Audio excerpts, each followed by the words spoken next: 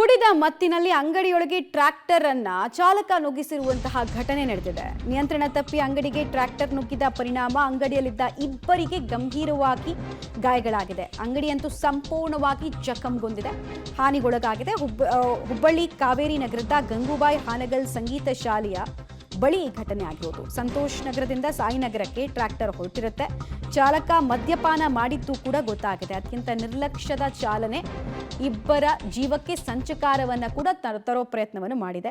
ಸ್ಥಳಕ್ಕೆ ಹುಬ್ಬಳ್ಳಿ ಪೂರ್ವ ಸಂಚಾರಿ ಠಾಣೆಯ ಪೊಲೀಸರು ಭೇಟಿ ಕೊಟ್ಟಿದ್ದಾರೆ. ಗಮನಿಸ್ತಾ ಇದ್ದೀರಾ ನೀವು ದೃಶ್ಯಾವಳಿಗಳ ಮೂಲಕ ಯಾವ ಪ್ರಮಾಣದಲ್ಲಿ ಹಾನಿಯಾಗಿದೆ ಅಂಗಡಿಗೆ ಅಂತ ಹೇಳಿ.